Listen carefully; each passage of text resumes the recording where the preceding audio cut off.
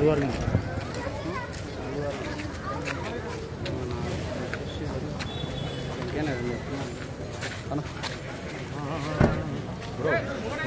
కొంచెం ఇబ్బంది.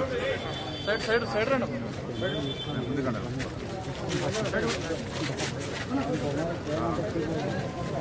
ఇక్కడ వరకు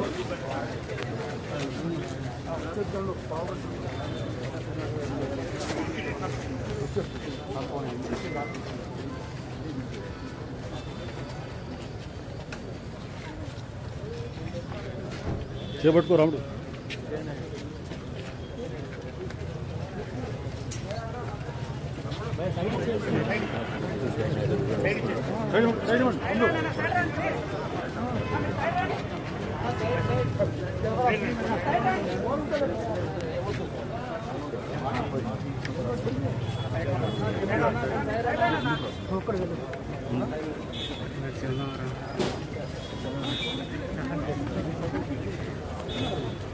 శ్రీ కోట శ్రీనివాసరావు గారు మరణం చాలా విచారకరం.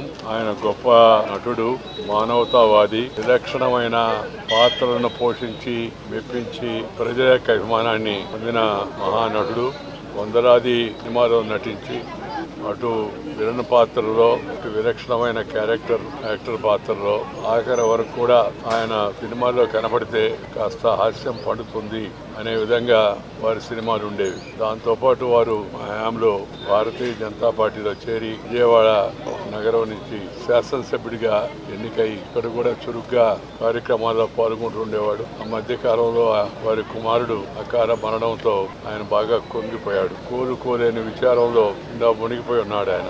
అలాంటి తరుణంలో ఇలాంటి విషాదకర వార్త వారి గురించే రావడం చాలా విచారకరం.